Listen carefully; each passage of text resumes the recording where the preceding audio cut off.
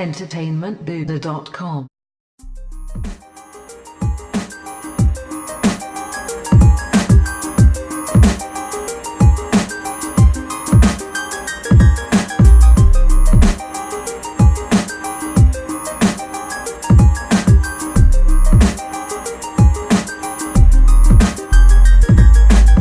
Hey now, Star Wars Nation, it is Matt and Nick, and we are back with a special edition of the Star Wars Time Show podcast on the best podcast for Star Wars fans and pop culture, Geeks Network, hosted by your buddies over at entertainmentbuddha.com. And why are we doing a special cast? Well, that's because last night, or whenever you hear this, we'll just say October 9th, we finally got the first official trailer for Star Wars The Last Jedi. It aired during Monday Night Football right at halftime as promised.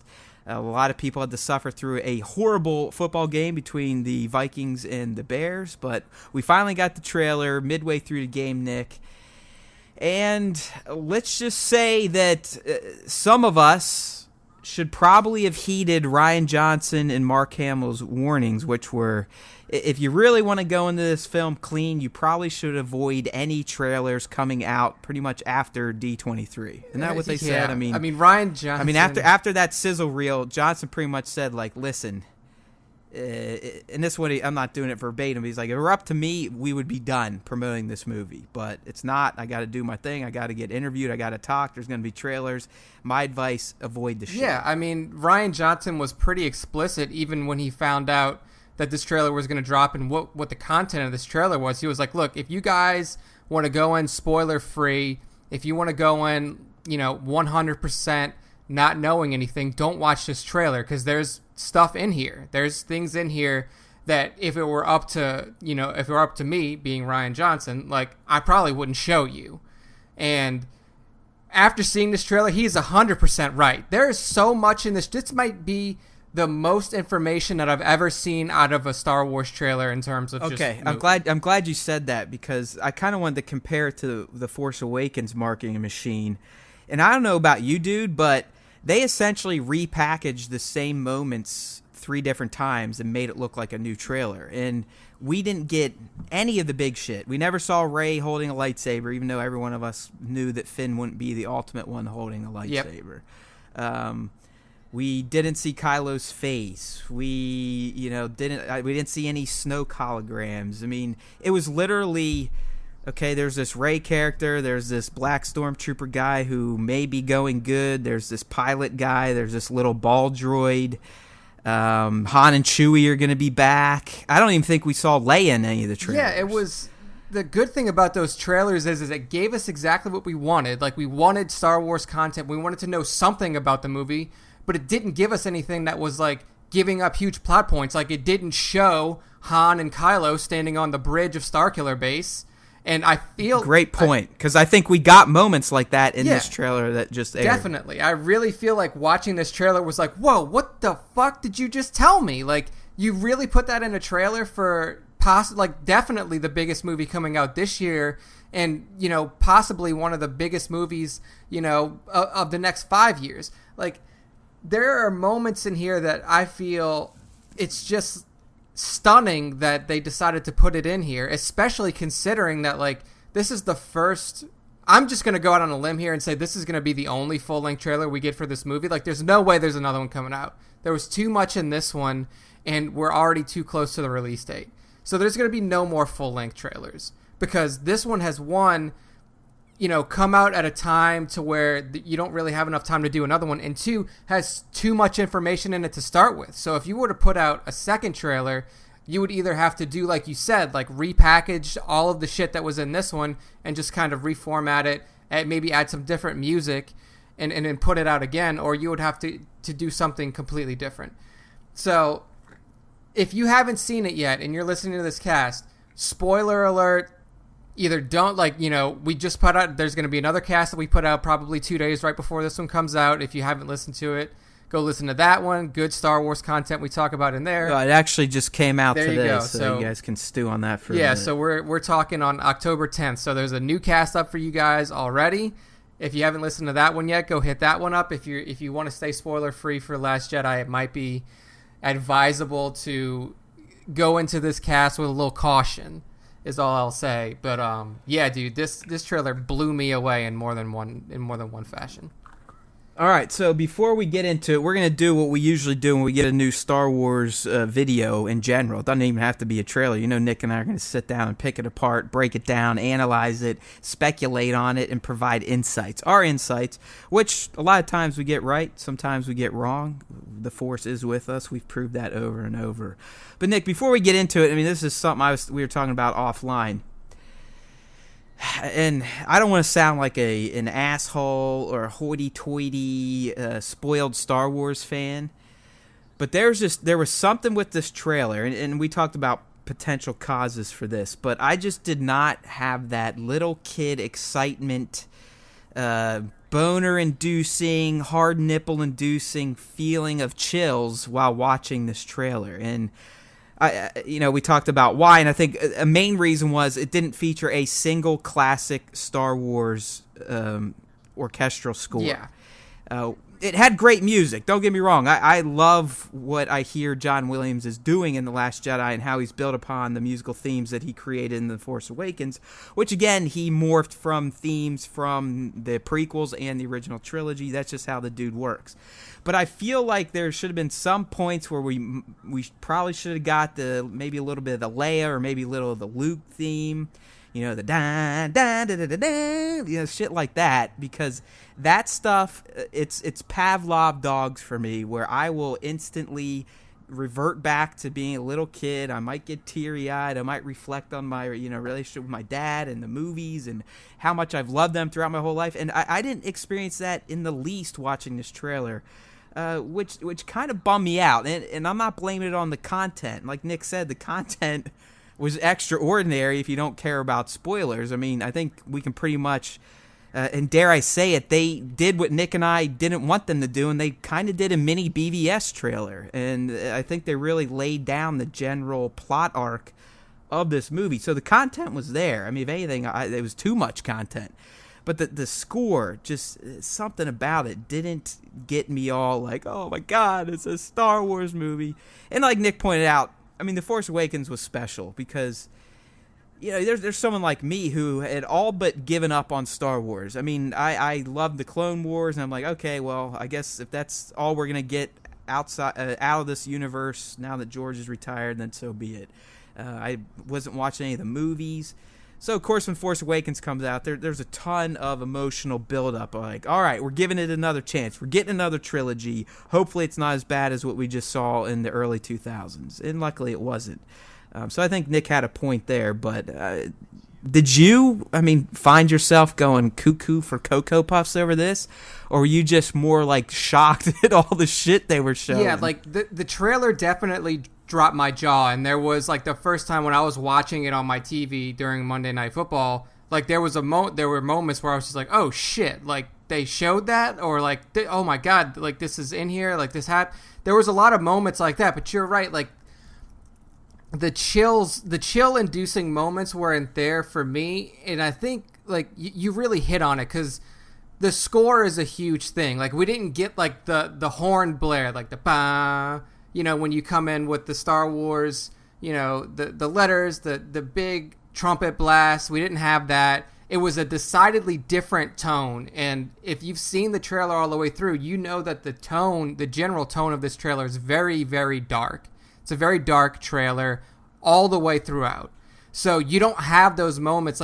I know you said you wanted the Luke Skywalker score and possibly the Leia score. This trailer was definitely not themed in a way to where those musical numbers could have been used in my mind. It was too dark. So what you hear is a lot of deep brass, a lot of bass, a lot of drums and stuff like that in this trailer, and it's to set off that dark tone. And the trailer itself I thought was excellent. But you're right, to me, my jaw dropped more than, my spine tingled. Which it's not a bad thing. Both reactions are great. But you're right, it could have been the music. And I also, like you said, I think it could have been just, Episode 7, we're never going to have that again, more than likely. If Disney continues to make Star Wars movies at the pace that they are, we're never going to have that moment again where Star Wars is back after a long period of being gone. Like 2005 was when, you know, the Revenge of the Sith came out in theaters. We didn't get the Force Awakens until 2015.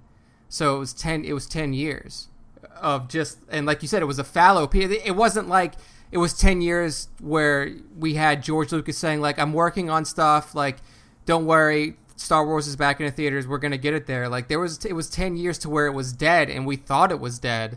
And then you really had, like, a new hope, not to, you know, use the title from episode 4, but there was a new hope that, you know, arose within all Star Wars fans when Disney bought it and announced that we're making a new trilogy. And, like, we hung on every announcement. We hung on when JJ was announced. We hung on when the first poster was shown. We hung on that first, like, Omaze spot where we saw this practical creature walking behind JJ Abrams.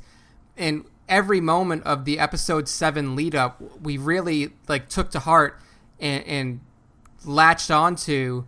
But I don't think we're ever going to get that again because Disney is going to keep making Star Wars at a regular clip. So now that fan, like, that incredible moment of, like, Star Wars coming back to life again has passed, like, we may not have those emotions when we watch a trailer like we did for the first one of episode 7. It's like, it's a weird thing. Not that the trailers are less or even, you know, not as good as the first episode 7 trailer. It's just they'll never hold that level of significance that the episode 7 one did, just because we know Star Wars is back now.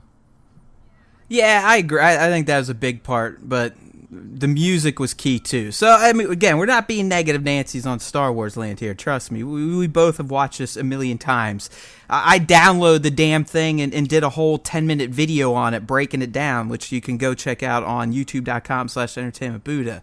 I grabbed stills from it. I mean, I loved it. I was hoping for that feeling of, I want to cry when I watch The Last Jedi. There, I've said it, okay? I want to feel those emotions like I felt when I first watched Ben Solo kill his dad, or to this day when I see Rey stick out her hand and pull the Skywalker family saber towards her. I mean, those are the moments I'm looking for. That's the stuff that gets me excited in these new Star Wars movies. And I have a feeling we're going to get them. We just didn't get them in that trailer. Which is fine. Yeah. I'm watching the scene right now in The Force Awakens where she pulls it towards her and the music kicks in. That was just... It's just... to me, I mean, to this day, I still get all worked up. Oh, yeah. Because it kicks in. It's the Luke theme right here. And you're like, holy shit, what is this kid doing? The fuck did this girl just do? Yeah. Right? Even Mark Hamill himself thought he was going to come in at this scene when he was reading the script. Like, here I come, coming to But no, Ray grabs the bitch. All right, I'm going to stop that. Thank God for Plex media servers. You got to like that. I just pulled it up. All right, dude, so let's get into the thick of it. I don't want this to drag on all night, and we've already kind of just been bitching like two fanboy losers. So we're going to do what we always do, and we're going to go shot for shot, or at least the main shots of the trailer, and just kind of give our spiel, our take on it. So, Nick, the first shot opens up, and I think we have to bring in the context here, the narration we're getting from Snoke. And I love how while Snoke is giving this narration where he's essentially saying, ever since I discovered you, I've realized how special you are. And the deeper I looked, I realized you were more and more special than I even thought. But who are we seeing during this little monologue? We're seeing Kylo and Rey. Yes. So you don't really know who he's talking to. He could be telling it to both of them. To me, you know, it starts with Kylo, so I think they want us to think he's talking about Kylo, and he very well could be, because it seems like Kylo goes in for his pep talk after getting his ass kicked by Rey on Starkiller Base. So we see Kylo, he's on the bridge, or he's overlooking this huge First Order facility, which we're going to see multiple times in this trailer, and it looks like this is the facility that Finn and Rose infiltrate, and I think based on this trailer again, it looks like they succeed in fucking it up, but we'll eventually get there. So what would you take away from just kind of how Snoke kicks things off, and then we go into the shot of Kylo, and then we see the shot of the walkers, and then it's back to Kylo in the throne room. Yeah. What say you? So I had that same kind of thought in my head the first time I was watching it. Like, obviously, my first viewing of it, I'm like, oh, this is badass. He's, talking to Kylo. We know that Kylo's going back to Snoke to finish his training of some sort because, Hux, Hux and Snoke had that conversation, like, bring Kylo Ren to me. It's time to complete his training. So my first thought, was definitely that he was talking about Kylo. And then the shots that accompanied it were some incredible shots. I mean, like, we get, the Walker shot was really awesome. This is clearly on Let's talk about that one, because I don't know if you noticed, but for the first time I noticed, they have normal Walkers mixed in, and they are tiny compared to these. I forget what are they, ATMTs or something like that? They are tiny, dude. Look how small they look compared to the big ones. I know. It's like you see, like, there's one regular AT-AT in there, and it's almost like you can just look over it. You don't even notice it at first. You actually have to go back and look at the shot. It's in between two of the ATMT, the huge ones. I mean, it's half the size of these new ones. Yeah, so we can see that not only has the First Order adopted some Imperial designs, they've also massively improved on it. And these things are definitely not going to be as easy to take down as wrapping a tether cord around. Okay, I'm glad you brought that up, because I'm stealing this from Mr. Sunday Movies. I'm sure people out there on YouTube know who he is. But he mentioned, I think he has a great point, that if you see the ridges on the new AT-ATs, he's like, I bet those are there to prevent toe cables. Probably so. And I'm like, yeah, that makes complete fucking sense, dude. So we're still getting Snoke talking. We get a shot of, it looks like Kylo leading in a platoon of First Order soldiers. They almost look like they're snow soldiers because they got the backpacks on. But they're clearly infiltrating something on Crate, right? Because we have the red sediment in there.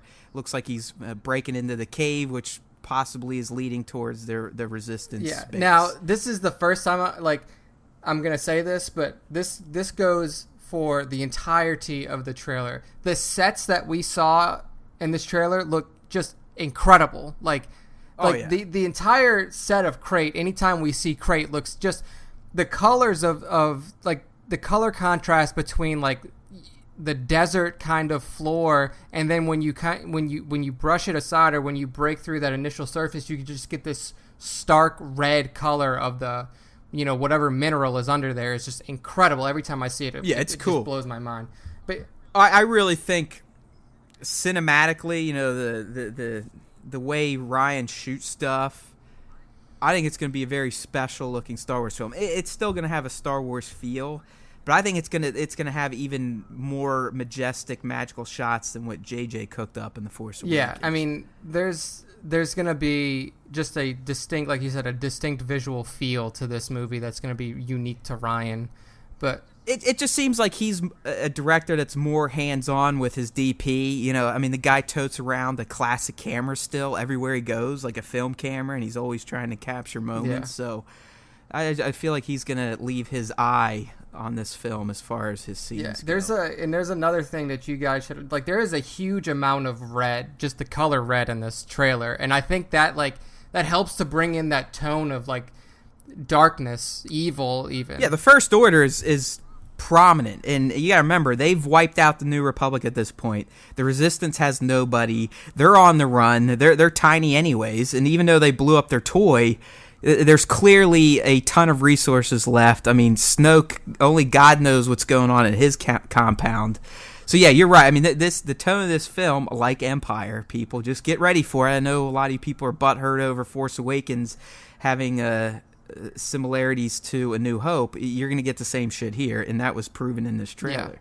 Yeah. I mean, the whole Crate battle is Hoth times 2. It's the same fucking setup. It's literally, like, if you look at it, just look at the shot of the walkers. I mean, it's the same way shit. The walkers were set up on Hoth. They're in a line going towards, we're on this white surface. It's not snow now. It's dust with red dust underneath it. The Resistance is hidden inside of an organic structure, just like they were in Hoth. I mean, there's a huge blast door that comes down to protect them. I mean, it's the crate speeders are just like the fucking snow speeders in Empire. Yeah. It's okay, people. It's okay. It's okay to borrow ideas. It's okay to reflect. That's what George has always said, that, you know, all these movies, the same tones and the same themes are going to be reflected. Yeah. So moving on to I mean, obviously, like you were saying, we have this basically the first 5 shots of the film are all dedicated to the First Order. You have Kylo on the base looking through the window at the construction, or at the, I guess you would say, the factory floor. You have the Walker shot, then you have the overhead shot of Kylo coming in with the snow troopers. We'll call them crate troopers for now, since that's where they are. And then you have the shot of Kylo still wearing his helmet. Right. So do you think, I think this is probably very early on, and I think this could possibly be his return to Snoke, kind of reporting back like, dude, I fucking failed miserably. Yeah, I killed my dad and I felt weaker. I felt so weak, they shot me with a fucking blaster rifle. I mean, when have you ever, outside in the Clone Wars when they were just outnumbered, when have you ever seen any Force user get caught off guard with a random fucking shot? Yeah, I mean, there's literally, like, obviously Order 66 at the end of Episode 3, but I mean, like you said, it's just overwhelming. That wasn't even like them getting caught out. It was just an overwhelming amount of shots for the most part. But like, this dude is literally in such a state of shock that a single bolt, a single shot, like any Force user would be able to deflect, catches him. He wasn't even paying attention. Yeah. I mean, and in the book version, it goes into his psyche where he's like, I mean, he thought as soon as he snuffed out Han that he was going to feel this Vader-like connection to the dark side, and he actually felt his power drain. Yeah, just a surge. He was expecting a surge of power, and then what he got it was completely... So this guy, people, even though he was made a fool by Rey, and this trailer kind of hints at it, he is pretty fucking powerful, like scary powerful. Yeah, I mean... But he's got his priorities fucked up, and I think that's why he hasn't been able to realize his true power. So, moving on still with the voiceover of Snoke going on. Right, so Snoke is still talking, as Nick was saying, and just as he says, like, and as I looked deeper, I found something even more special. And then who do we see? Yeah, Rey right here, holding the Skywalker family lightsaber. Which apparently is going to be called Rey's lightsaber from here on out. I guess that's been like made official, that this is Rey's saber. Luke doesn't want it, which we'll probably find out, because we finally get an idea of crotchety Luke in this trailer, and he's crotchety as fuck. Yeah. So this is just like Rey training, looking like a badass. We get an overhead shot of Acto, which again I think it's a beautiful shot. Yeah. I mean, you get this top-down look at the island. Okay, it moves into pretty much we know is going to be the first scene of The Last Jedi, and this is the completion of the exchange. So we're finally going to get to see how the first meeting of Luke Skywalker and Rey, who knows her name, play out in full. And this literally should be the first shot once we drop out of space, because we got to start in space. You always start in space. So, yeah. It has to. So, yeah, I mean, basically you see the shot of the direct handoff. You see, Luke Skywalker's robotic hand reaching out to grasp his former lightsaber. And then the next shot you see is just like what essentially is a befuddled Luke standing there. I was going to say, dude, look at that look. He's just like, what in the Jesus fuck is going on my island? Yeah. Like, what the fuck? Who is this lady? It's like, I'm holding a lightsaber that I lost 40 years ago, more than likely. I mean, this lightsaber has been out of his life since his father defeated him in battle on Bespin. And all of a sudden, he is on a secluded island where he thought that nobody knew where he was aside from R2-D2.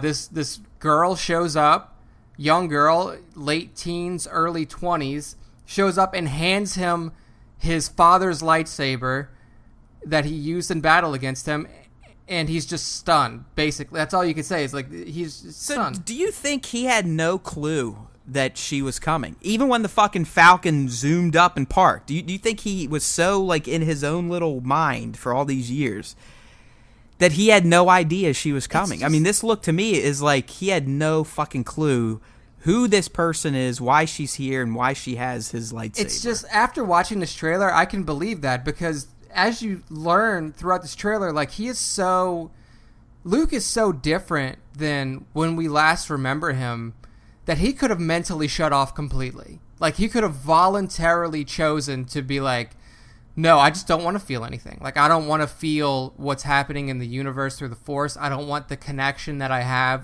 to Leia to be active. I don't want anything. I don't want to know anything. And if anything happens, I don't want to be a part of it until I choose to go back into it. Yeah, it really is shaken out to be that the failure of his school at the hands of his nephew broke him.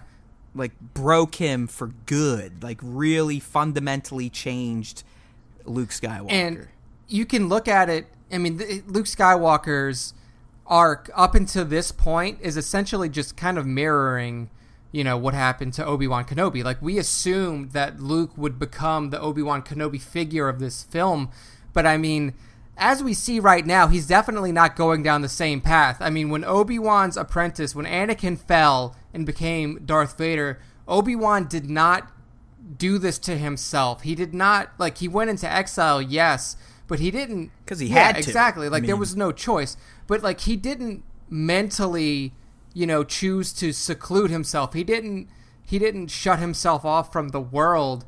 Like, he actually dedicated himself to protecting Luke, to, you know, actively. He was on Tatooine protecting Luke from threats from whoever came to possibly hurt this child.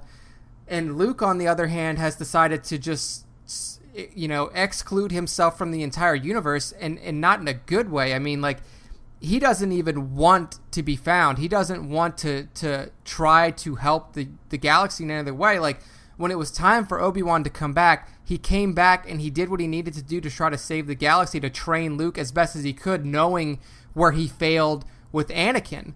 So he was going in with a renewed vigor and a new sense of perspective to train Luke better than he did in his past. Like, Luke is now at a point to where he has seen his failure with Kylo, with Ben Solo, and was like, I can't do it again. Like, I don't have the ability. I don't think that I can do it. Or he knows that he can't do it, and he's not even going to try with Rey, from what we can see. Yeah, he's a bigger dick than Yoda on Dagobah in terms of some Force user coming into his life. Yeah. But he's impressed with her, as we will find out. So the next shot, you know, we get something we known is coming, and this is this Force tree. Rey is exploring it on her own. When I made the video, I kind of proposed it as, it's not clear if this is her discovering it by herself, or if this is maybe a task that Luke set her on, just like Yoda kind of sent Luke into the Force cave on Dagobah.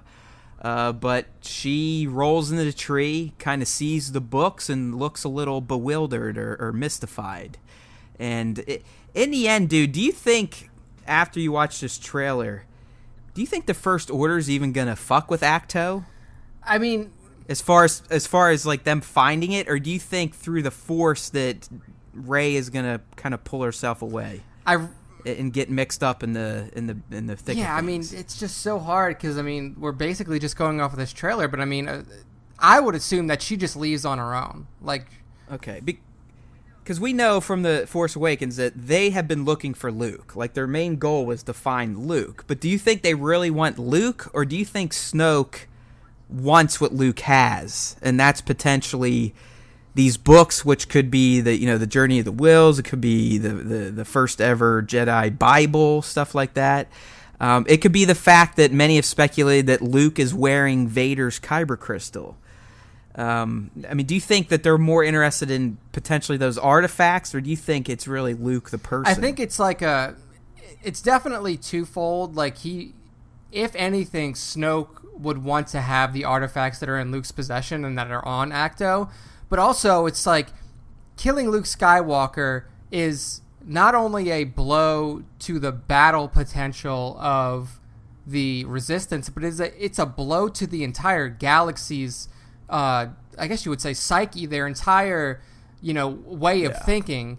Because as of now, like, Luke Skywalker, people know Luke Skywalker. He's the last Jedi. He is the last Jedi. So if there is no Luke, there is no strong light side user No, left. it's almost like without Luke, there's no hope. I mean, we look at the title of Episode 4, A New Hope, and that was directly referring to Luke.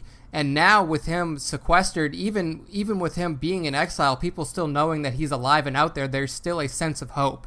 There's still this sense that Luke could come back and turn the tides of battle. And in Snoke's mind, if he kills Luke Skywalker, he extinguishes that flame, that last bit of hope that the galaxy has to wipe out the First Order. And that's probably what he's going after more than anything. Because as long as Luke is still around, even in this diminished state that he is, there's still a chance that, maybe he snaps back to reality and realizes that, like, hey, look, I fucked up once with Kylo, but it doesn't mean that, I'm forsaken to fail every time. After watching this, I don't know how Luke gets mixed up in anything. I mean, he seems so like, hey, go fuck yourself. Yeah, I mean, so that'll be interesting. Like I was saying, he just took the completely opposite direction of Obi-Wan. Like, Obi-Wan took his time in exile to ready himself. Well, why do you think that he's acting like a Skywalker? Yeah, I mean, let's face it. Skywalkers are very emotional people, especially the men. Anakin, you could argue, had a period as a human. I mean, that guy was more emotional than anybody. I mean, he was a freak. You could say he was probably a manic depressive. Luke, I thought, he had his head screwed on straight, but after what he's gone through with his dad and then with Ben Solo, he's kind of snapped a little bit, and he's showing the old Skywalker mental issues. Yeah, and I mean, you can look at it two ways too, because you see how the other Skywalker sibling has responded to it. I mean, she more than Luke should be devastated to a point of exile, right? Because of what happened to Ben. I mean, it should be Leia that's the one that wants to show. Well, they're foils of their parents. Yeah. I mean, Leia's calm and collected like Padme. Luke apparently can be a hothead like his dad. Yeah, I mean, it's very stark differences, and I know that we have limited time to see this interaction happen because of the fact that Carrie Fisher's no longer with us, and she's not going to be, well, at least, in any significant way, she's not going to be in Episode 9. So I really hope that in Episode 8 we get some sort of communication, some sort of meeting between these two characters, between brother and sister, in some sort of even way. if it's Force walkie-talkies. Yeah. I mean, even if they have to use the Force to kind of nod to each other. Yeah, because I really feel like at this point the only person who could feasibly bring him out of this funk is Leia, and that's why she wanted to find him so bad, because she knew that not only does the galaxy need him for morale purposes and for possible strategic, war purposes, but Luke needs her as well. Like, she knows that Luke is the type of person that's going to go into a depressive state over something like this, and she probably can feel in some sort of way what he's going through. So she's like, not only do I have to find him for the rest of the galaxy, but I need to save him from himself. And it's very clear that without Leia there to balance him out, he has gone down a road that is almost irrecoverable. Well, let's face it. Which family has seriously fucked up the galaxy multiple times at this point? Oh, yeah, Skywalkers. The Skywalker family, man. I mean, they single-handedly, well, one of them helped to bring down the Republic. The other one helped to bring down the Empire and still have chaos because there was no governing body. And now the next generation fucked all that up. I mean, that's all they do is fuck shit up. You have two of them that have brought down some version of a republic. Anakin with, the old republic. Kylo with the new republic. And then you have Luke that brought down the only other governmental structure that was in place between those two, which was the Empire. Yeah. So Skywalker, they're just a bunch of assholes. Yeah, they're really good at screwing everything up. But yeah, I mean, it's a hard thing to think of it, being Luke Skywalker in this moment when Rey gets there and just literally blows up your entire existence. Like, yeah.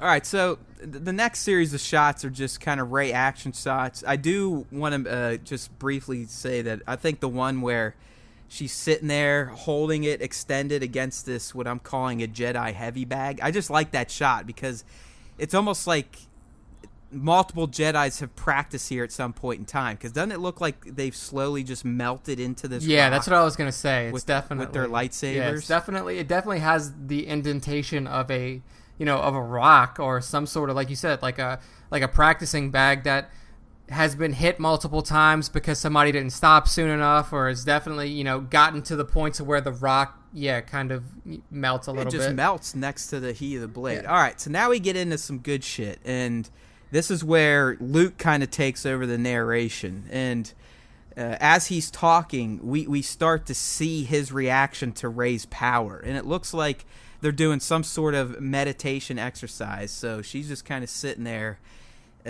channeling the Force, and as she's doing it, she's literally causing earthquakes, and rocks are levitating, and the look on his face again is just of pure astonishment. He's like, oh fuck, I've seen this raw power before, and it's not good. And he was referring to his nephew. Yeah, absolutely. I mean, he knows the power of Kylo. He knew. Well, what's his exact line? He's like, I've seen this raw power before and didn't respect it. Was that no? What and it was, He said I wasn't afraid of it as I should be, and now I am. It's like he. I mean, I'm assuming when he saw what Ben could do, he was like, all right, well, I can still shape this power and keep him on the right track. But as we now know, that's his biggest regret, that he did not realize. And that's what I was saying earlier on. I mean, Kylo should not be looked at as a joke for what happened to him in the first movie. I mean, it's the way Snoke was talking in the beginning of this trailer, the way Luke's talking in the middle.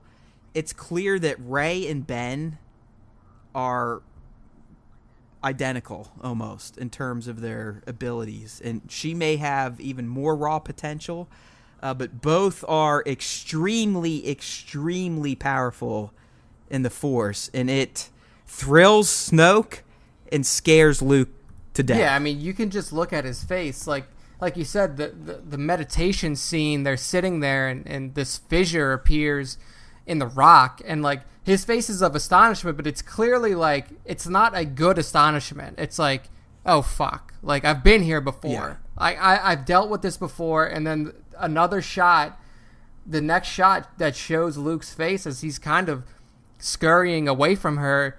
Yeah, he's freaked out. He's like, I'm out, bitch. Look, he's like, you can't, like, I've been here before. I've dealt with this before, and I can't do it again. Like, again, another departure from Obi-Wan. Obi-Wan trained arguably the strongest Force user in the galaxy, but he didn't shy away from, an opportunity to right his wrongs like Luke is kind of doing right now. Like, he's actively running away from this girl. Like, get away from me.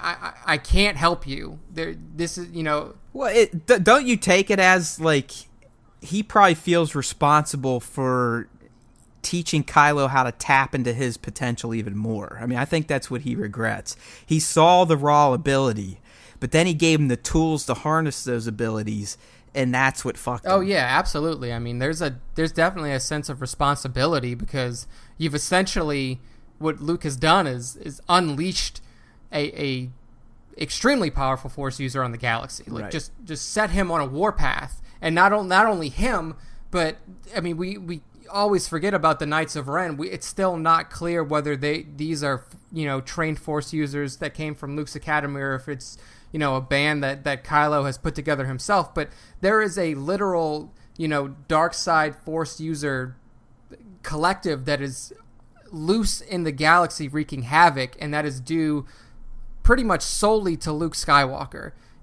Whether it be his failure or his inability to control Kylo's power and to rein him in. Like, Luke definitely holds some responsibility for that. Like, and he can't get over it.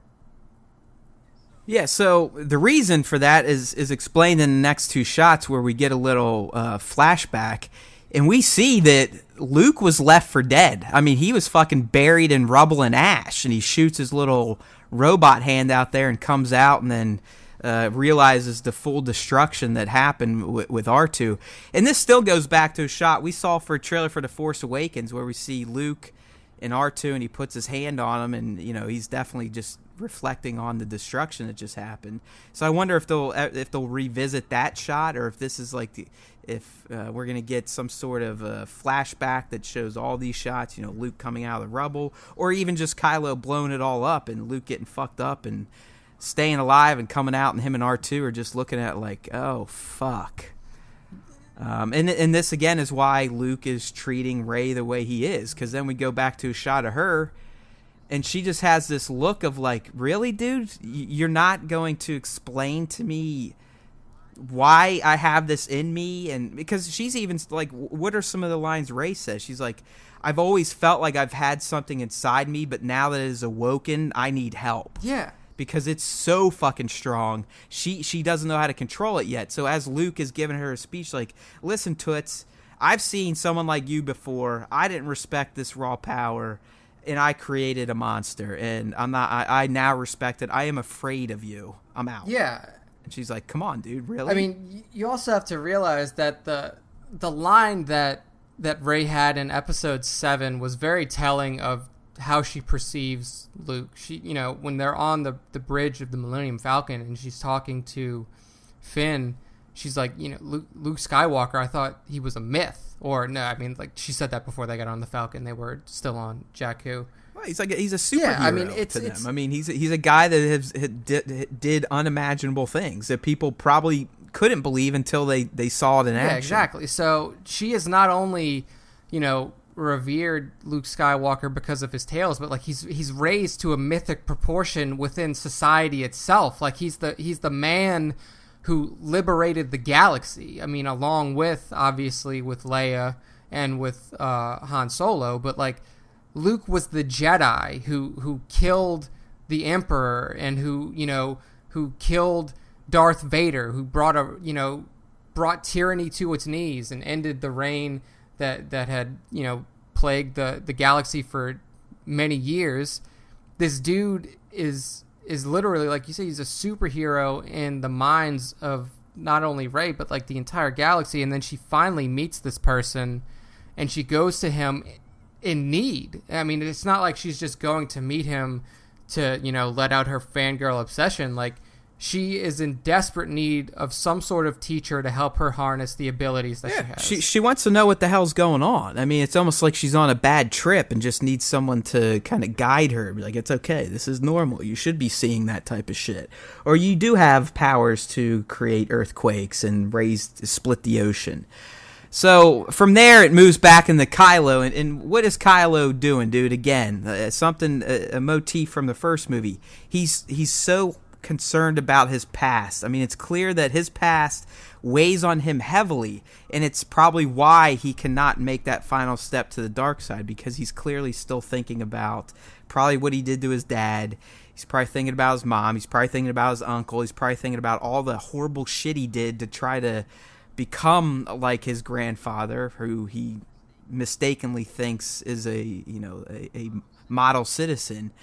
But we see him, and this is probably when he smashes his helmet. It's almost like he's coming to terms with, all right, enough of this masked version of myself. I am now going to be reborn as this version of Kylo Ren, who isn't going to let his past hold him back, right? I mean, is that kind of how you were taking it? The way that I look at it is, I almost feel like he's slowly coming to, I don't even know if I would say going back to the light, but he's slowly coming to this middle point.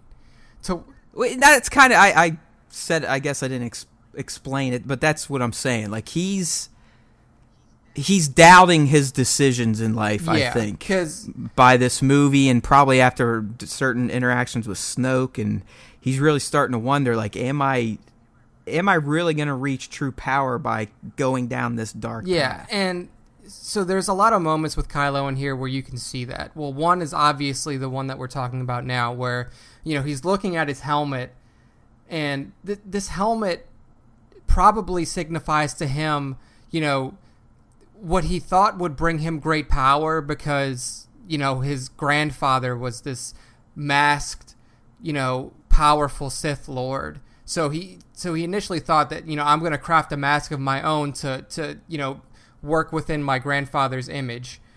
and now he's looking at it with almost disdain.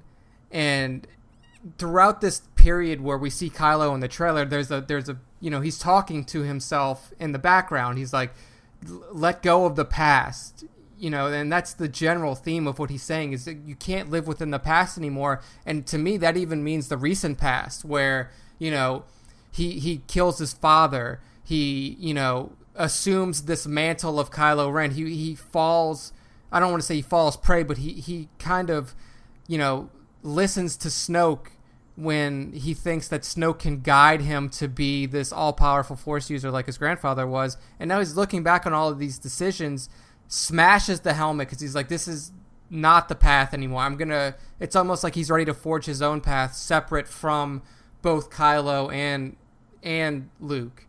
And I mean, just his entire arc in this trailer is really interesting because... Well, let's get into, because then it transitions into what I consider to be probably the best sequence in this trailer, and it's Kylo piloting a TIE Interceptor, and he clearly takes after his uncle, his dad, and his grandfather with piloting skills. I mean, he's essentially doing what Vader used to do in his TIE Interceptor and taking out anything that gets in his way. And what's very key about this moment, there's a few things. One, as Nick pointed out before we went online, I do believe this takes place early in the film because Kylo still clearly has like this carbon fiber patch over his scar that Rey gave him. But he's going through just decimating the Resistance. But what is the most important aspect of these shots? Whose ship is he attacking? And who, as he's talking about the past and he needs to move on from it, who is he, or who did the trailer make us think he's talking about? His mother. I mean, Mommy Dearest, man. I mean, it looks like he is directly attacking her capital ship, and he goes so far as to pull a Anakin maneuver and pulls into its docking bay and literally targets the bridge. Yeah. But then he kind of hesitates, doesn't he? You can tell. I mean, he's crying. I mean, he's visibly wrecked again. So we don't know if he's going to blow up Leia's ship or not, but it looks like he definitely is sent to do it, and it looks like he's almost ready to do it, but the trailer kind of cuts out before he pushes the final trigger on the bridge target he locks in. So I liked seeing Kylo's piloting skills, but I also liked how they used his voiceover narration about the past and how he needs to get over it. And it looks like they're kind of setting it up to be, killing my dad didn't help, so maybe if I kill my mom, then I can get free of the past. You see, I think it's the opposite. I almost think that, like, I think this is what might be the setup for this. So he goes back to Snoke. We all know that's going to happen. I think that's going to happen probably within the first 10 minutes of the movie. It's going to be, you're going to see Snoke with Kylo going over, like, what the plan is now. Like, you've killed your father. You said it didn't help. I think Snoke's going to tell him, you need to kill your mother.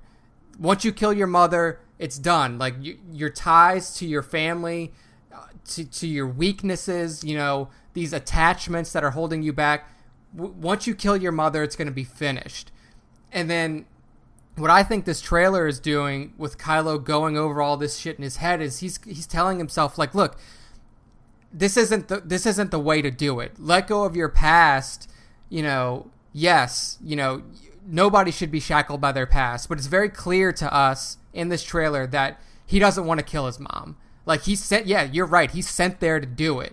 But, like, just the way that we see him, the look on his face, like you said, the tears in his eyes, the way that he's hesitating with his finger over the trigger, he doesn't want to do this, and he probably realizes correctly that this is not the right thing to do. He knows that, any logical person would be like, I killed my father. This dude told me if I kill my father, I'm going to ascend to this powerful, all-powerful Force user because, this is what I need to do. And I've done it, and now, after I tell him that it didn't help, now he backpedals and he's like, okay, well, maybe you need to kill your mom too. Like, I think Kylo's realizing that that Snoke is not the person that he thinks he is.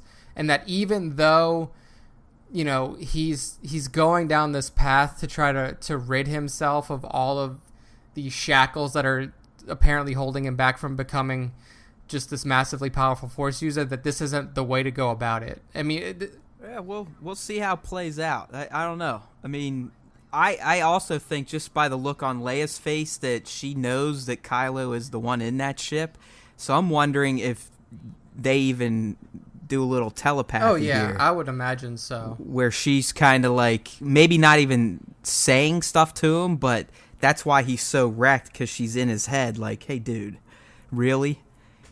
You did it to your dad, now you're gonna come do it to me? Like, are you really that fucking stupid and far gone? You've let that guy manipulate you this much? Yeah, I mean, Because that's her look, like, fuck, really? My kid's trying to fucking take me out? Yeah, dude, I mean, this scene is going to be incredibly powerful. But I agree with you partly. I don't think it's Kylo's idea, like, I'm going to go kill my mom. I still think it's Snoke trying to meet all his end goals, which is to use a solo Skywalker to wipe out all the Skywalkers and be like, hey, you're an idiot. I mean, Kylo is fucking Anakin Skywalker. He's a fucking dope. He's an idiot. Easy. He can be manipulated easy because they're power hungry, and they'll do a bunch of horrible shit because they think it's going to get them what they want in the end. Yeah, I mean, in the end, all Vader wanted was ultimate power so he could bring people he loves back to life.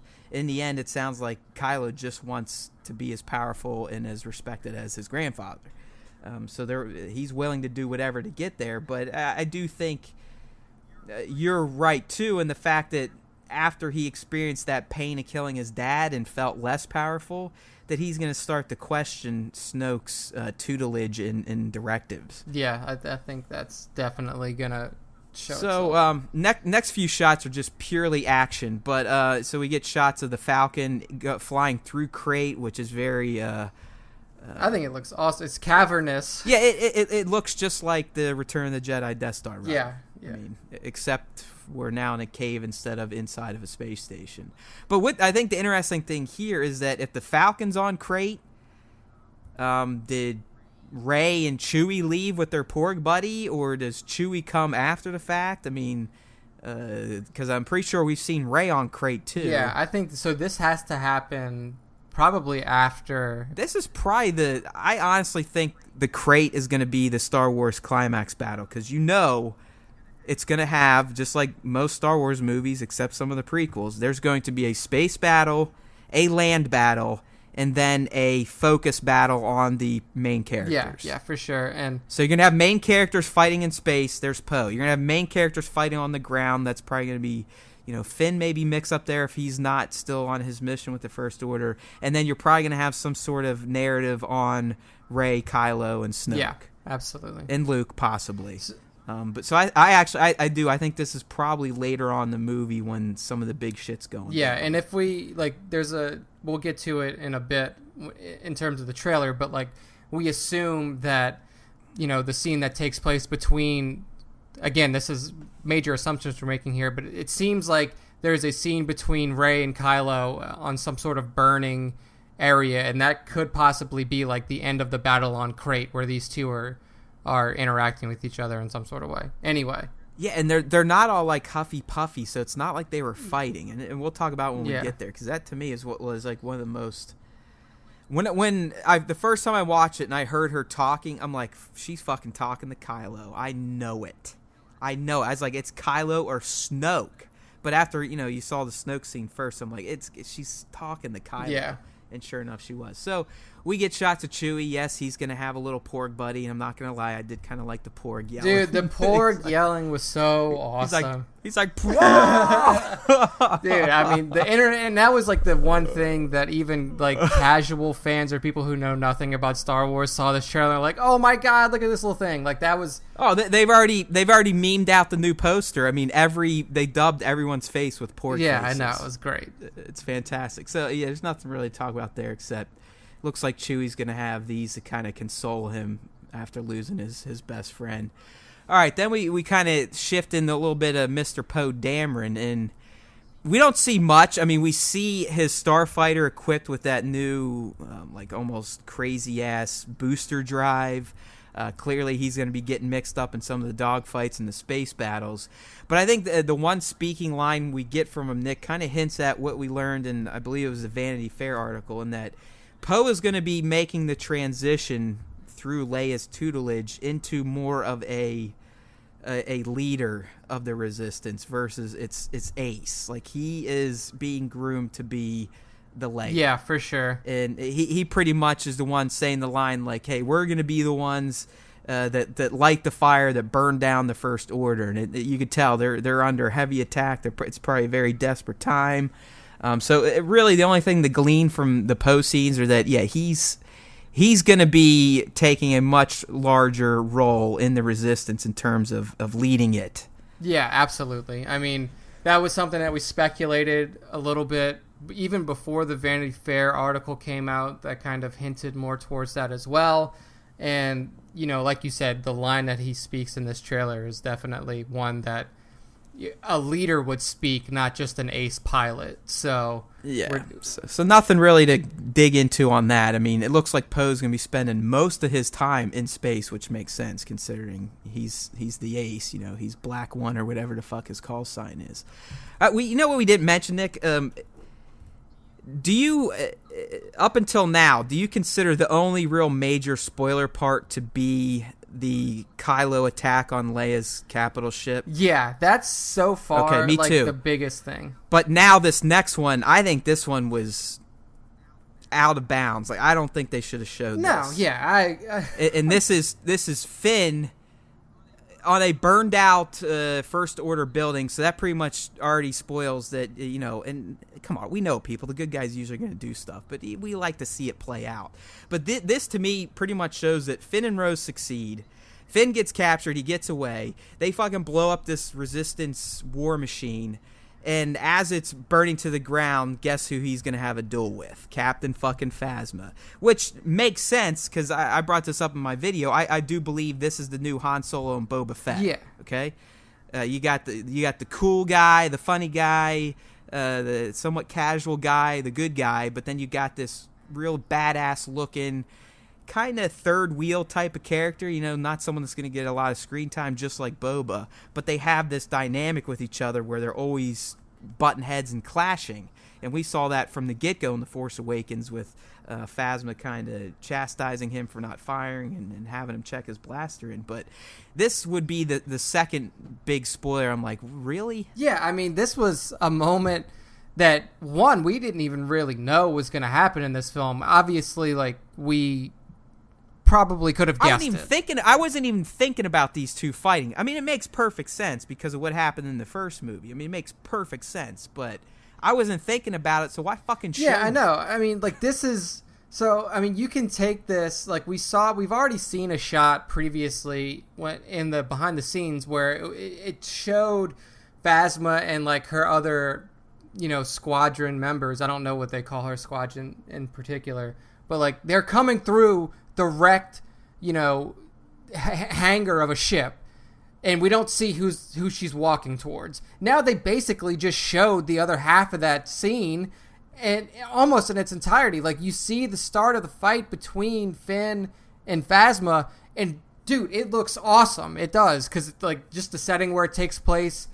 Finn is using what essentially the stormtrooper that he fought in episode 7 was using, the whatever, I don't know what it's called, like the arm. It can block lightsabers. I mean, yeah, it's a fucking electro staff or something. Yeah, shit. And then like a electro baton. So yeah, he's going, and then we already saw what Phasma was using. She was going at him with that giant pike that he has, or that she has. Right. So like, yes, I agree that this is definitely like, I mean, it's cool. Yeah, I mean, like, hype as fuck, but man, I don't think it needed to be in this trailer. That's shit to save. I mean, that to me would be like if they showed Kylo and Rey crossing blades in The Force Awakens. Yeah, that would be a little...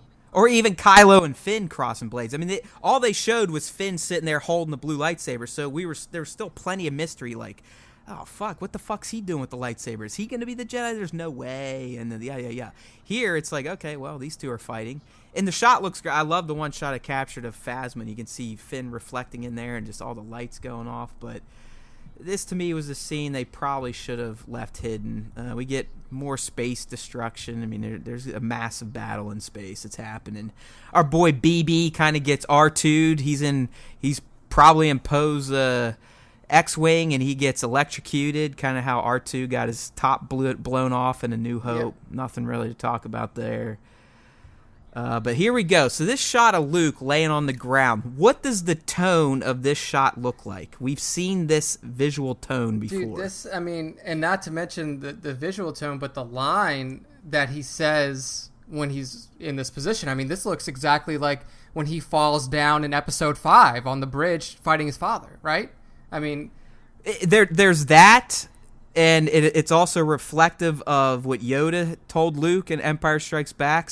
But the other thing I was going for, this to me looks exactly like part of Rey's flashback. Oh, okay, yeah, the rainy scene. The rain, the color of the environment. So maybe that was a flash forward. Maybe I'm crazy and it's just raining here, and for some reason she threw Luke down. I mean, I don't know why Luke is just laying there, but he pretty much says, like, you can't go do this. Like, you're not. I mean, he doesn't say you're not ready. He says this is not going to turn out the way that you think. Right. So this is exactly what he did to Yoda. Yeah. And then what Yoda said, and then here, like, don't do it, dude. Don't. I mean, I think he's laying where he is because if you look at the way that the shot is set up, like, Luke's laying there, and clearly, like, so Rey then dives down, and then I think this is like a cave that you need to swim to get to, like this area. So right, like he right. probably yes, just dove down and then like came back up out of the water, and he's like laying plopped there. himself out there. Yeah, okay. and then you see Rey kind of come in after him. But yeah, I mean, okay, so this is what I think could possibly happen. So do you think she senses something? I mean, do you think she senses Finn getting captured potentially? I mean that's going to be her strongest connection. Yeah, I mean, it could definitely be something like that. It could even be, I mean, this again, like if it's very possible that it could be this, but it could be she's sensing Leia in some way, like Leia is in distress. Oh yeah, or maybe even fucking Snoke or Kylo finally figured out how to tap into. Yeah, her. I mean, to mislead her even. But clearly Rey gets an idea that sounds like she's gonna rush off to go. Yeah, like help I her have friends, to go, so. like, and then but Luke doesn't have the ability to calmly say like I've been here before. Just please listen to me. Don't do this. Just wait. Like I've been in your situation. He just kind of loses it. He's like, this is not going to turn out the way you think.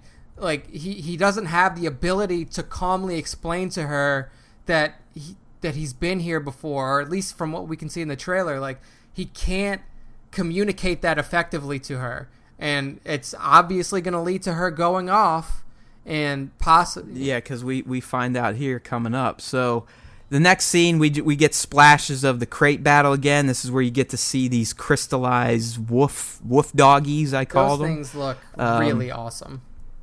There's also a shot here that confirms Leia is on the crate planet.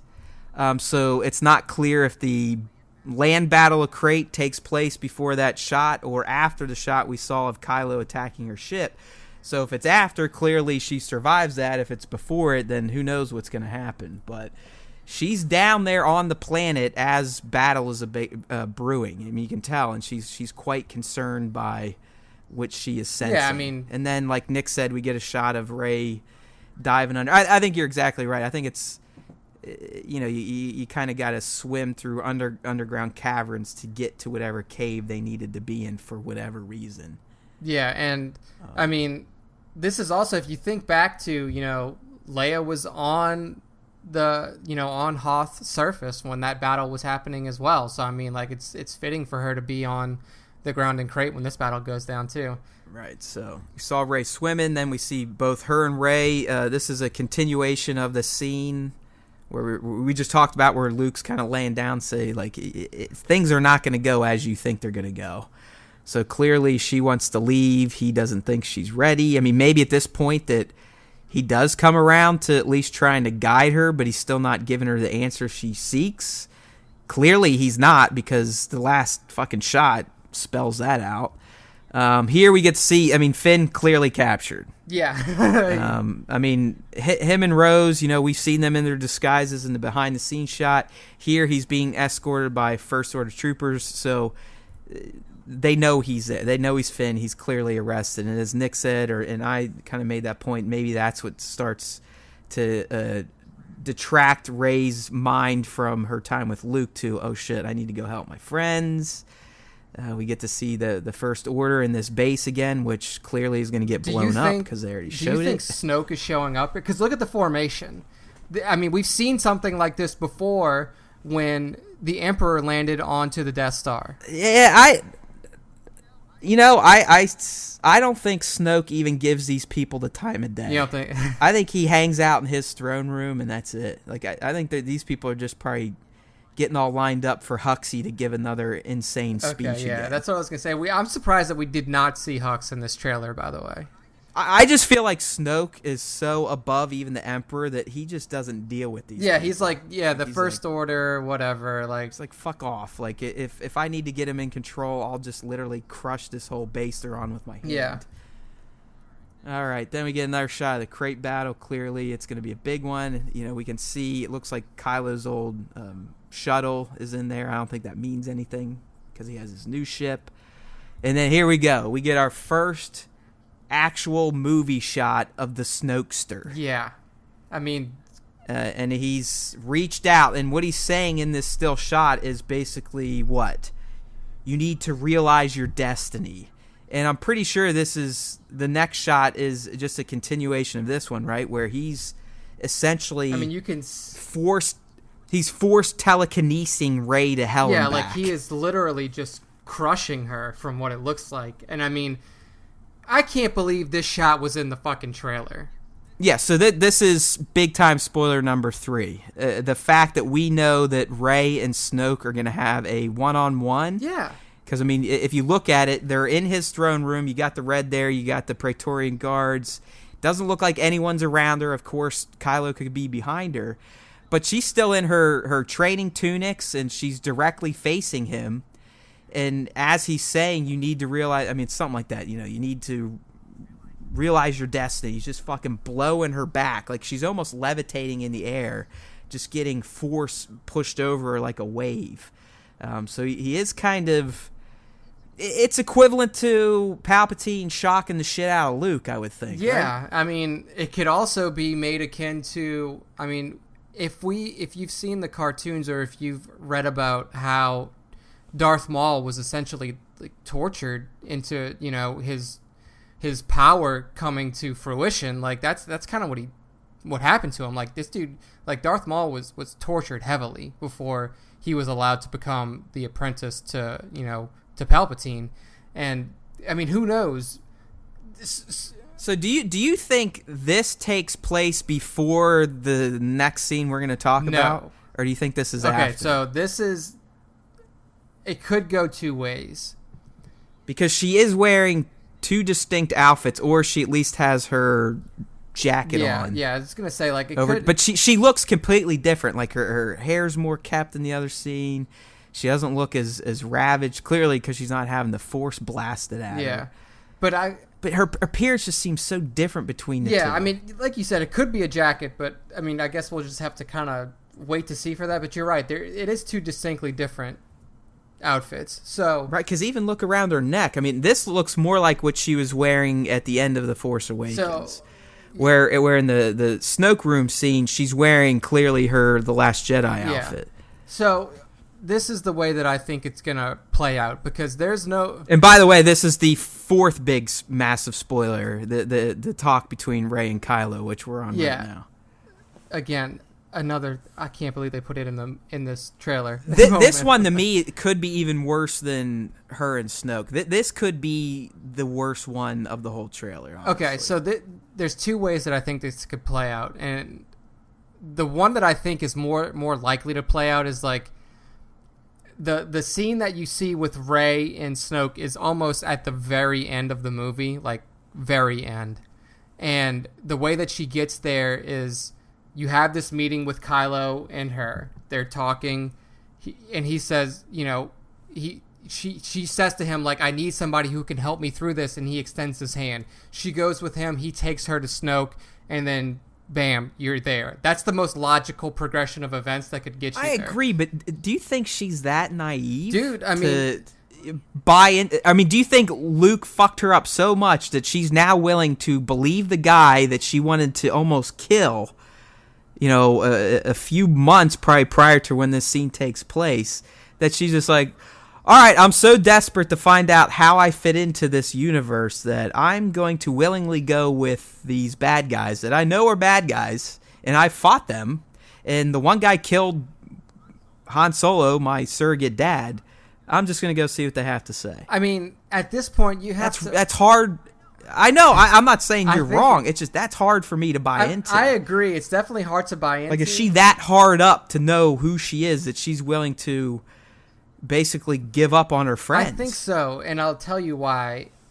So, she has serious abandonment issues. Like, nothing that Luke has ever experienced before. Because Luke he wasn't abandoned. Like, he was handed off to his aunt and uncle when he was a child, when he was a baby, an infant. Like, he didn't even have the feeling of being abandoned because he never had that moment where he was separated from his family. He was raised his entire life by his aunt and uncle. So, he knew that his father was a Jedi and that his father passed away, quote unquote, passed away, and that his mother had passed away as well. So, like, he knew that in a way that, the family that he was a part of during his entire life growing up wasn't the family that he was intended to have, but he never had any abandonment issues. Like, Rey was literally, not even a toddler. She was a small child, probably 6-7 years old when she was abandoned. Like, we saw the scene where she was left screaming to whoever was leaving her there on Jakku, "Please don't leave me." So she has the abandonment from that. She didn't have anybody to raise her on Jakku. She was alone, literally alone. She was left with a junk dealer who treated her like shit. And then when she finally feels like she's gonna have this moment, to be with somebody who's gonna care for her in Luke Skywalker, she gets there and she's essentially abandoned again. Like, he turns his back on her in, whatever way he can. And then when she tells him, I mean, this is our assumption, when she tells him, like, my friends, the only people that mean anything to me in this galaxy are in trouble. I need to go to them. And then he acts the way he does and says that she can't go and freaks the fuck out on her. I don't think it's that far of a stretch for her to be like, you know what? Fuck this. Like, I was abandoned as a child. Nobody cared for me there. I came to Luke Skywalker, who I thought was going to care for me. He doesn't care for me. So maybe this is the only way. And Kylo is offering her some level of solace to be like, I can show you your place in this galaxy. And is she naive enough to believe it? I think she is, because, like, there's nothing else in her life that she has to hold on to. Like, no, you're making good points, and some people have theorized that Rey is indeed going to be the ultimate bad one, and that Kylo will be the one that comes back to the good side and saves the day. So, I mean, I don't know, man. I don't think, and this is just, I don't want to get political or anything, but I don't think Kathleen Kennedy is going to create the first female lead and make her a dumb, naive, bad person. But I think in the end, Rey's going to be the hero. I don't even think that it's dumb naivety. It's just that, like, this girl, I mean, it's something that we could all, like, identify with when the entire world has seeming... Well, what she's doing then, she's essentially making the same choice that Anakin Skywalker made. Yeah. Like, if these Jedi guys will not show me my full potential, I'm going to go with this guy, even though I know it's wrong. Like, he knew Palpatine was wrong. He finally figured it out. He was the one that finally figured out that this guy has orchestrated everything. He's a Sith Lord. He's horrible. He just killed Mace Windu. But, hey, you know what? It's going to make me feel better, so I'm going for it. Okay, so I guess the way that I look at it is, like, Kylo definitely fills that role more than she does. She is more like... She's not like Anakin in that sense... Or she is like Anakin in that sense, but she's not in the sense that she isn't linked to Snoke. Like, Kylo is linked to Snoke, which is the Palpatine figure in this kind of analogy that we're working with. So, like, if Kylo is the one that's like, hey, look, we need to break the fuck out because Snoke isn't who we thought he is, she would be more likely to go with Kylo than she would be to stay with Snoke because... Okay, now you've tapped into what I was kind of thinking. I'm almost thinking this could be one of the last shots. Yeah. Where maybe some big shit has gone down, and Kylo maybe did something to kind of surprise her, and she's like, all right, hey, you know what? You and me, you want to just fucking figure this shit out? Yeah, see, that was going to be... And maybe we go into the third movie where these two are kind of, maybe working together, or who knows? And that's why I was talking before, like, do you think Rey getting blasted is before or after this scene? And I think it's tricky. Yeah.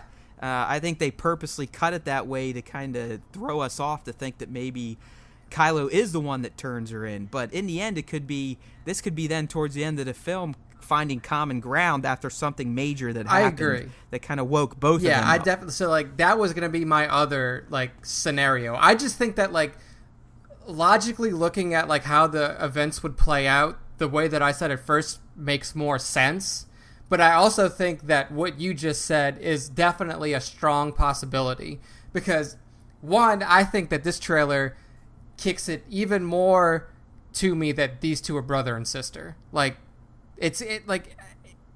Oh yeah, I mean, come on, dude. The way they set it up, like the way he's narrating, and you could interpret it as him talking about either one. Yeah, exactly. Like, and then Luke reinforces it that he's worked with two people that have an insane raw force ability. Yeah, exactly. Like they share the same powers, the same level of power at least. That Luke has seen both of them. Like, the way that Snoke is talking could be directed to either of them, like you said. And then now with this final scene, you see this what almost looks like a reconciliation between these two characters, and they're coming together like this. I really do think that they're just brother and sister. Like, that, I know that a lot of people were on the train that, like, she's Luke's daughter, or that she's, like, this mysterious chosen one like Anakin was, but, like... So let's throw it out there then. Do you think then? I mean, she's at least 10, 12 years younger, right? I mean, if we're saying Kylo's in his 30s, late 20s, early 30s, yeah. Yeah, Rey was in her late that's the teens. case that I made before, like when we were talking about this. Could it just be that Han and Leia, when they had her, Ben had already kind of exhibited. He was already getting worked on by Snoke, and he was exhibiting that draw towards the dark side, and they're just like, you know what? Let's fucking stash this the shit. way that I said it before is, like, he would have already been at Luke's Jedi Academy, period. Like, he would have already been there. Even if he was 10 years old, he would have already been there, so he didn't even have to know that his parents had another kid. Right. And, like, in the case... There's just too much in episode. But the only thing that kind of screws it, though, is the fact that we see Rey getting dropped off, as you said, as a little kid, not a toddler. Oh, yeah. They definitely... So you think at that point she would have clearly remembered that her mom and dad were Han and Leia, unless they literally gave her away when she was a newborn. Yeah, and see, that's the link that I'm kind of missing to make here, is unless there was some sort of... like, serious, I mean, obviously traumatic shit can happen, and I mean, she was probably abandoned on Jakku for upwards of, 13 years, something like that. Oh, yeah, so, yeah. I mean, time fucks with your memory, I guess, is one way you could put it.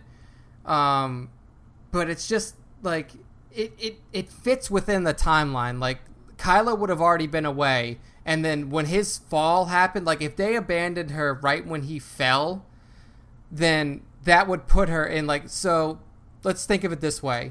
Kylo's around 10 years old. He's already off at the Jedi Academy. Han and Leia are still going throughout their fighting thing back and forth, but they're still together, obviously. Leia gets pregnant, and then they try to work out their deal. 7 years goes by, 6-7 years goes by. Kylo is now a teenager, mid to late teens. And he falls. His fall happens, and his mom knows about it. And that's when she's like, we have to get rid of Rey. He can't find out about her. Same way Yoda and Obi-Wan did with Luke and Leia. She's just like, we can't let Kylo come and try to take his sister away. He can't even know about her. They stash her away. I mean, and then I'm starting to come around to the idea that they are siblings. Yeah, I mean, and then after that, I don't know how to explain her not recognizing Leia or Han. I mean, you could be as cheap as saying it was a Jedi mind wipe or something like that. And then also just the way that one line that Han had in just the way that he seemed familiar with Rey, even after being with her for such a short amount of time. And then that one line he had when they get off at Maz Kanata's castle, and he's like, "So what's your name?"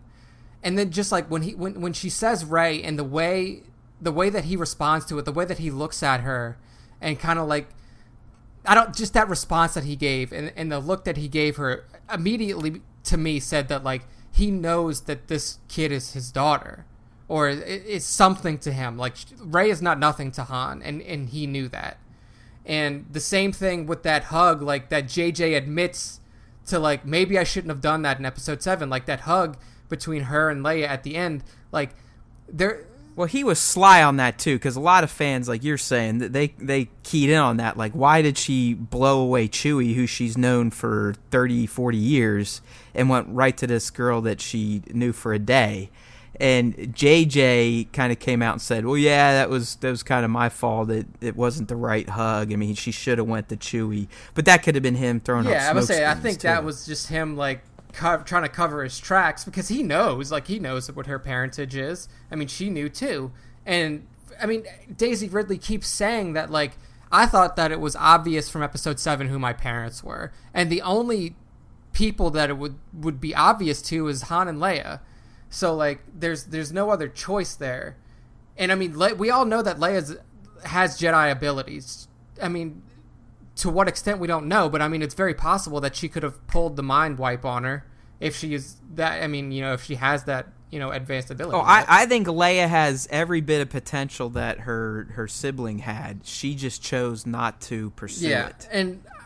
She just chose not to hone her skills. I mean, we clearly know she can reach out to people and sense things, but she's used her abilities to lead. Yeah, and versus to be a tool. I just think that it would be the best story to have these two brother and sister reunite and not even take down the First Order, not necessarily, but just somehow like. I mean, balance is such a weird word to use, especially when it comes to Star Wars, but, like, somehow unite the galaxy. Like, yes, rid it of the immediate evil that's happening now with the First Order, but also not try to become, like, the paragon of the galaxy like the Jedi had always tried to do, because we always see what happens when you have that outward-facing, like, good force. The evil always rises to match it. So, well, yeah, and the Jedi are meant to end, as Luke said himself. So, I mean, like, I think that's the story to tell, is, like, these two coming together as brother and sister and, like, almost, like, recreating the balance of power in the galaxy in some way. Yeah, well, as usual, dude, we went at it hard, we went at it long, but that is the recap of the first official Star Wars The Last Jedi trailer podcast from your homies on the Star Wars Time Show. Hopefully you gained some new insights out of it, or maybe some of the stuff we said might have sparked new speculations in your mind. That's the whole fun of this stuff. That's why we watch the trailers. That's why we get excited about the Star Wars universe, because it's always about what is actually going to happen, right? It's the lore that drives us. It's the lore that keeps us coming back. So while this trailer was full of at least 4 major spoilers, and it didn't give me hard nipples, I still appreciate getting one and getting a few more layers of that onion skin peeled back on this movie, which, as we know, is little over 2 months at this point. Like, hardly even over 2 months. I mean, it's October 10th. Film comes out December 15th, so we're right in there. Hopefully everyone got their tickets. They are on sale now. I was actually impressed with how well the internet responded this time. I mean, Fandango had gates in check to kind of build queues up so the site wasn't getting crushed. So I got 2 screenings already. I'm going Thursday night in Vegas for a Dolby Cinema screening, and then I'm hitting up a Friday morning IMAX 3D in Vegas screening, and then I'll probably catch at least 2 more because I got to see a plain 2D, and I'd like to see what other format. Then a plain 3D. So you got to get them all, buddy. But that's that. So hopefully you guys enjoyed our breakdown of the Star Wars The Last Jedi trailer. We'll be talking about more things Star Wars as they come out. As Nick said, there's a good chance this is going to be the last full-length trailer. But we're going to get bombarded with TV spots, which could potentially have new footage in it. So if that happens, we'll be on the mics to give you our Force insights into them. So until then, may the Force be with you always.